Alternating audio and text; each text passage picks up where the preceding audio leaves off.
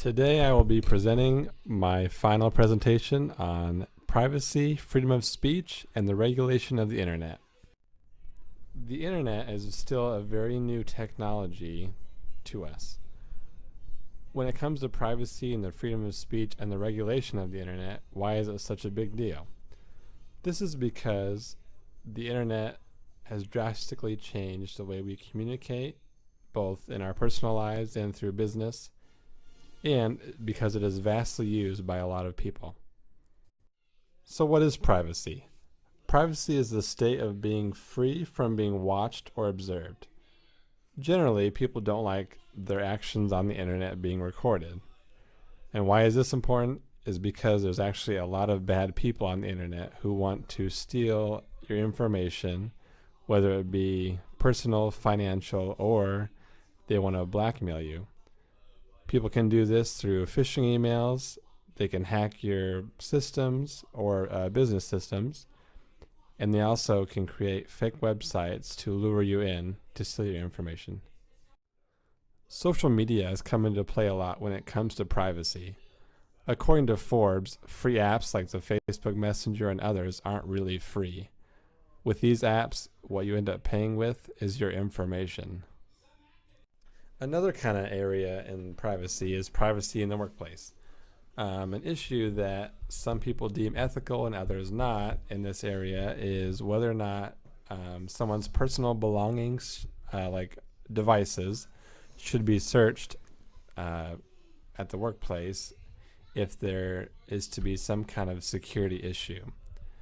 In my opinion, everyone is a suspect in this case, and no devices should be not given up for investigation.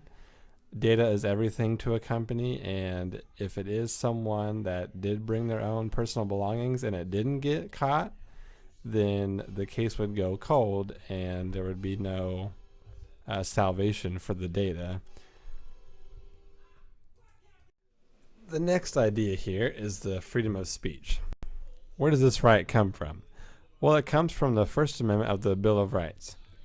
In it, it states that Congress shall make no law prohibiting the exercise of free speech. But can we really say whatever we want? Well, we really can't say whatever we want.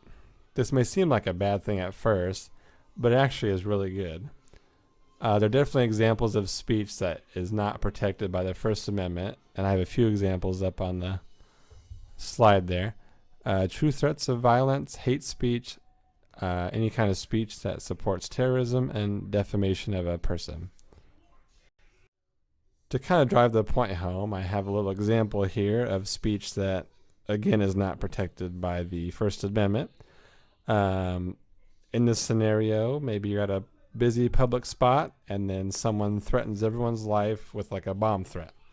But it turns out there is no bomb, there was no intent to actually harm anybody, and the individual was just playing a joke.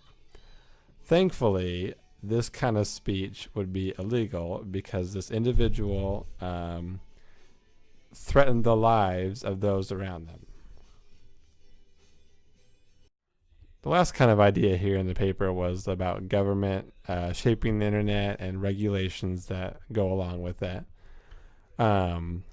There are some governments in the world who have taken the idea of controlling the internet to the extreme.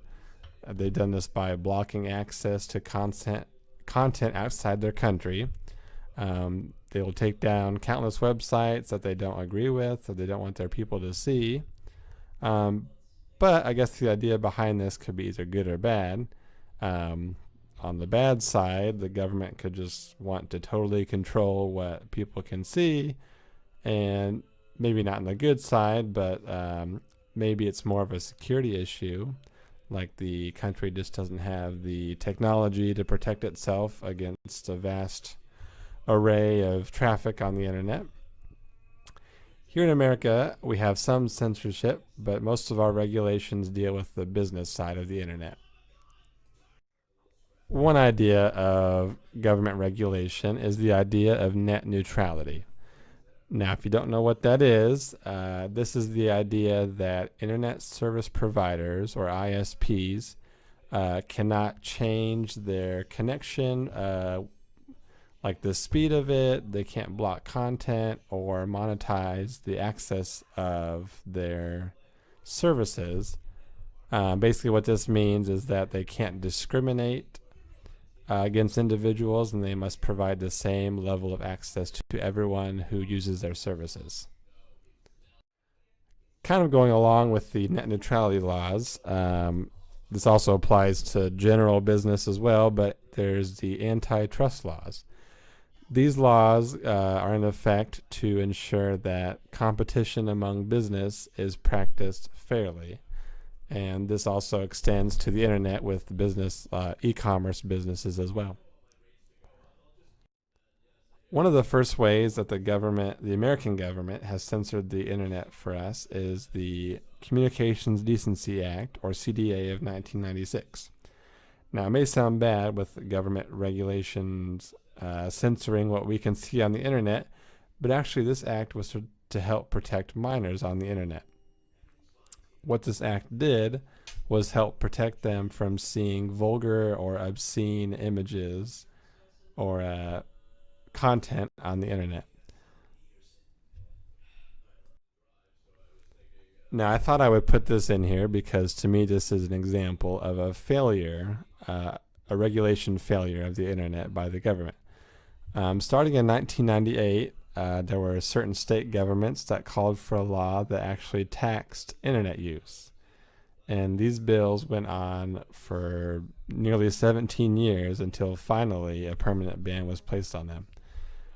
This was a failure in my opinion because to me it just seemed like the governments were trying to monetize the internet here, and beyond that there was probably no real purpose other than just to get more tax money out of the taxpayers. In recent years, dealing with regulation, the government gave up control of an organization called ICANN. This agency is responsible for overseeing domain names and IP addresses for the internet. Senator Ted Cruz spoke out when the switch culminated and said that he was concerned that ICANN was not going to step in when the freedom of speech was brought into question on the internet. Wrapping it up here, I was just going to go over that actually the internet is very new. This technology has only been around for about 26 years or so. That was when the World Wide Web first became publicly available. With this information, I think it's interesting to see how we are incorporating these laws that have been around for hundreds of years with this new technology, and also kind of what new laws are coming out of the internet that are kind of meshing with the old ones to make it better overall.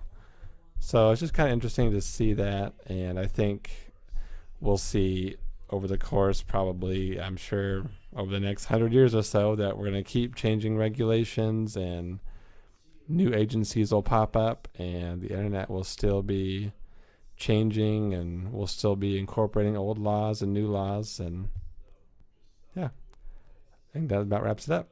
Thanks.